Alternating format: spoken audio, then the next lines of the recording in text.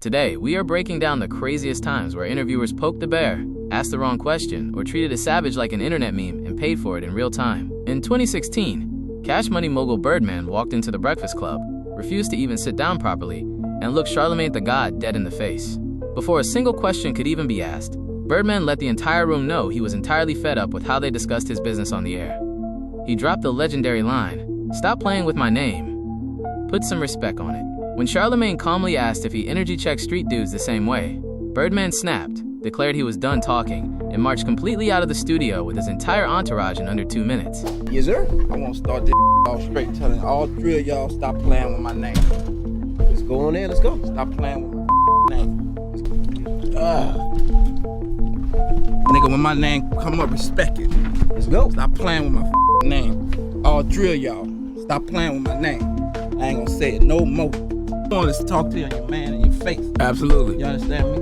I knew a few places you was at. I could have pulled up, but I don't think that was. I wanted to come look you in your face like a man and tell you how I feel. Okay. You understand me? Straight up like a man. Come let y'all know, stop, put some respect on my name.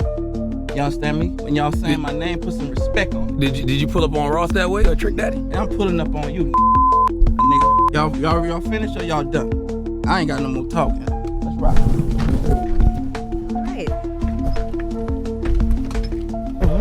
All right, Buck. See you later. Taking it back even further to 1994, Tupac Shakur showed how the old generation handled the media. Swarmed by aggressive paparazzi and news reporters outside a New York courthouse during his highly publicized legal battles, Pac reached his absolute breaking point with the media circus. Instead of giving a standard press statement, he physically lunged toward the swarming crowd and spat directly into the camera lens, proving he completely despised the corporate press trying to capitalize on his real-life downfalls. The message was clear: do not play with these men. Side and the not so wonderful. Suge Knight's influence brought out the worst. Tupac now started to wage a war against Biggie. That's Mo Premium White trying to control Tupac. In 2019, Soulja Boy pulled up to everyday struggle ready to stand on his legacy.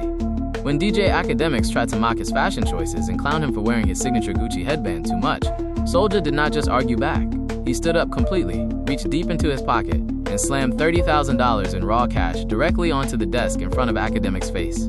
Soulja began screaming at the top of his lungs, telling the host they were just broke haters trying to downplay an internet pioneer, completely terrifying the entire studio room. Truly a genius and hate me. They hate on me because I'm rich. I look better than them. I probably they like me. I'm a pretty I look good. I'm sexy. It is what it is. That Gucci headband, like, no, you know what? This is a worse now because y'all keep clowning me. I'm gonna wear it even more so y'all can keep talking. I love it, bro. I love you need to make I love when y'all talk. I can go back.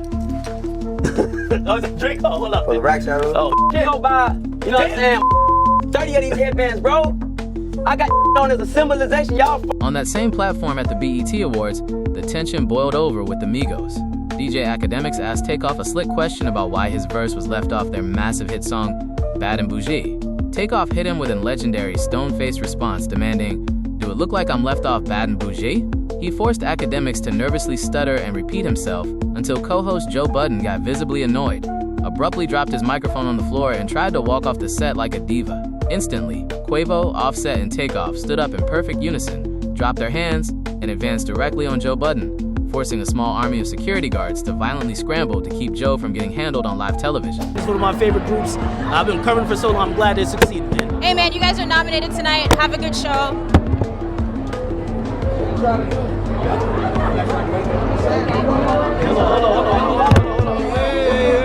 Wait. No, wait. Where's our security guard? Where's our security guard? Moving to Chicago, host FYB J Main brought on FBG Butter and tried to completely humiliate him for viral views. J Main pulled out a literal mousetrap and then slammed a massive block of cheese right on the podcast table, boldly referencing internet rumors that Butter had snitched to the feds on Lil J. Butter didn't yell or flip the table. He went dead silent, reached straight into his waistband, pulled out a real-deal firearm and cocked it directly at J Main's chest. The trolling stopped instantly. J Main's voice dropped an octave, his face turned pale, and he spent the rest of the clip nervously begging Butter to put the pipe away. Chicago drill rappers do not play about their authenticity. Now look, bro. Another thing for your rap. Boy, what? Come on, folks. Stop playing with me, folks. This a Mousetrap. Man, I don't know nothing about that. Look, that's bro. what it's looking like. It's a lot. Come on, J-Man, bro. Folks. Come on, G. Come on, folks. Now that's too far, J-Man. We gonna start with this too far, J-Man, folks. What the fuck? That's too far, folks. What the fuck is that, folks? Come on. When DJ Vlad interviewed EBE Bands, he decided to title the video The Next Slim Jesus, just to catch viral clicks, comparing Bands to a rapper widely viewed as a completely fake internet meme. Bands took it as a massive insult to his street credibility. In the middle of the actual broadcast, Bands casually lifted his shirt to flash his real gun directly at Vlad, sending a chilling message that his drill life was entirely real, and he was absolutely not an internet joke to be played with. I ain't blow up because my look real and authentic. Not no fool, foolery. Is using CO2 guns and boy, nah, man, nah. Nah, bro, it ain't like that. No. All of us, bro. You can't talk about interview crashes without Kanye West. On Piers Morgan's show, Piers kept repeatedly cutting him off and speaking down to him, while Ye was attempting to explain his multi-billion-dollar corporate fallout with Adidas. Kanye stopped him dead in his tracks, stared him down, and snapped, "Don't treat me like a boy," before completely pulling off his microphone, declaring the interview adjourned and walking straight off the set. But why would any of that? Why would any of that? Bro, I ain't finished. I ain't finished my sentence. Nothing you're saying has anything to do with regret. Hey, boy, don't finish. I told you. Oh, don't treat me like a boy then. I'm gonna finish my sentence and my idea. Nothing else. Okay, if that's your position. Interview adjourned.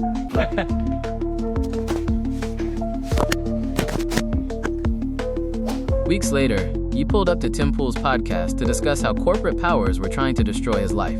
When Tim tried to play a safe fence-sitter and refused to explicitly name the people Kanye was talking about to avoid getting canceled, Kanye realized the host had zero backbone. He didn't waste another breath, instantly stood up and walked completely out of the studio door in under 10 minutes, leaving the host sitting in total silence. I think they've been extremely unfair to you.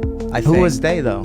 We can't say they is, corporate can we? press. I'm not using the. I don't use the word as the way I guess you guys use. I'm talking. It is about them though, isn't it? I mean, like. Okay, so how about? Are you leaving? Are you referring to the press? Then you have EST Gee on the Bootleg Kev podcast, showing what happens when you ignore an artist's boundaries. Gee arrived completely ready to promote his brand new music project, but Kev was a massive sports fan and kept repeatedly pressing him for deep details about his past college football career. After explicitly questioning what any of these old sports stories had to do with his current rap career, EST Gee went completely dead silent, stared blankly at the wall, ignored the host's next questions entirely, pulled his headphones off, and walked straight out of the building. Picture of you at the NFL Combine? Yeah. Which? What? Yeah, I ain't seen no picture of no NFL Combine. Well, I saw you in like the NFL Combine looking like workout. Yeah, like a workout. Was that just a workout you were doing for a team? I don't know. How you see the picture, you ain't read the article that came with it?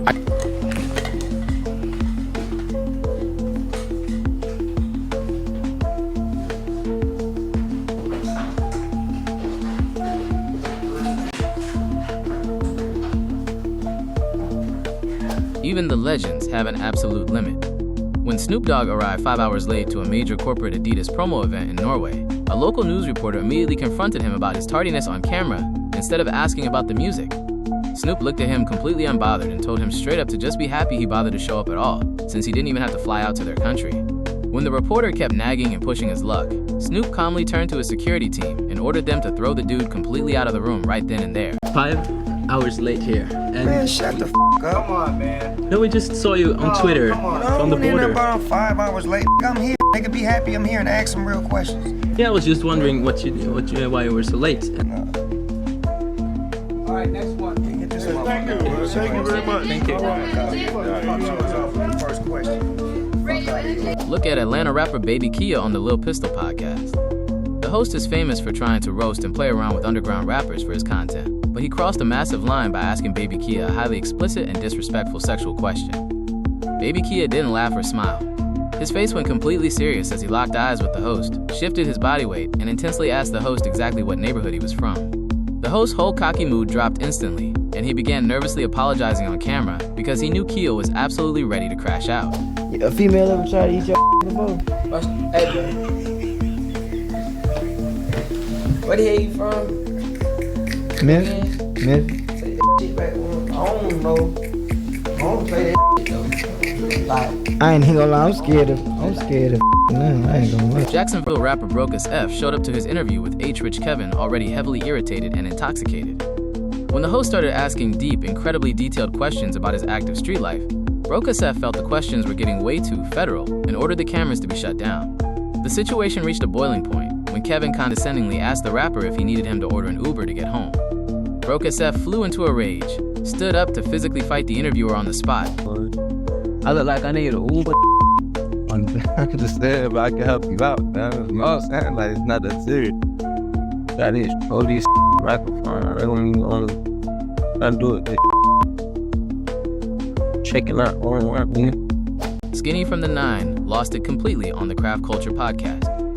After trolling him and bringing out cheese to mock him the entire show, the interviewer crossed a massive personal boundary by mocking Skinny's real-life medical diagnosis of Bell's palsy, which caused facial paralysis.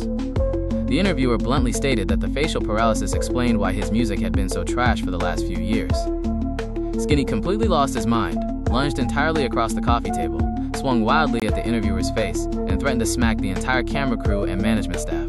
So that explains why your music sounds like boy. Keep playing with me. I'm just the same shit don't got. I will still smack out of you.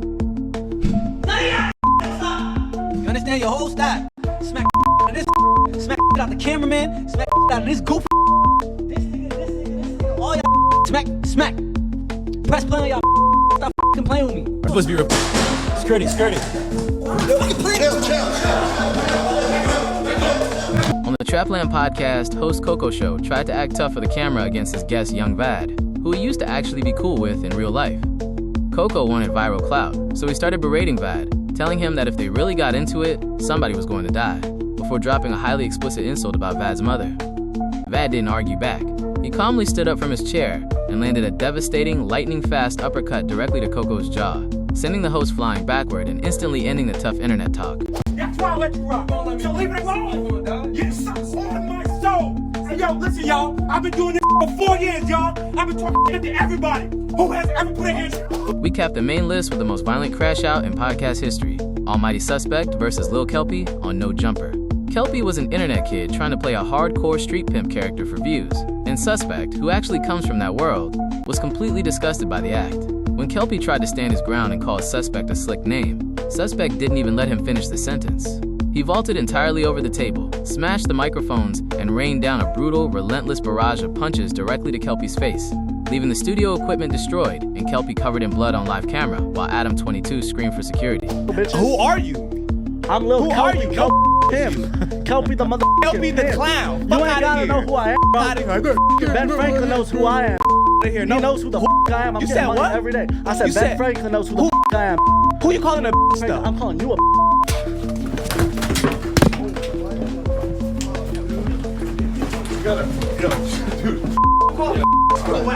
As a bonus, look at what happens when the hosts don't get punched, but their pockets do.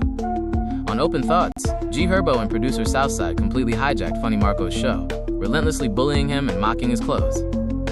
In a leaked clip from the cutting room floor, Southside took the disrespect to a whole new level by physically snatching Marco's authentic $30,000 Rolex right off his wrist and violently throwing it completely across the room, shattering the luxury watch against the wall while Marco sat there forced to take the loss. Listen, I'll give you more respect. You ain't got no face. I'm saying, hey, bro. Hey, shut the fuck up, dude. All right, let's get it. I'm giving you more respect than you deserve. So I'm coming. Damn, that's a piece of shit. Finally, look at Charleston White on the DJU podcast. When the host tried to tell Charleston to chill out and change his tone regarding how he disrespectfully talks about deceased gang members from Chicago, White lost his temper completely. He stood up from his seat, reached deep into his pocket, pulled a loaded black firearm out, and pointed it directly across the table at the host's chest, shouting at the top of his lungs that he was heavily armed and would absolutely never be told what to do by an interviewer. I keep a goddamn somewhere else. You keep a mother. Nigga, I keep a mother. Out of all these insane moments, who do you think was completely in the wrong? Was the interviewer crossing the line for clout, or did these rappers completely overreact? Drop a comment down below right now. Don't forget to hit that like button, subscribe, and I'll see you in the next one.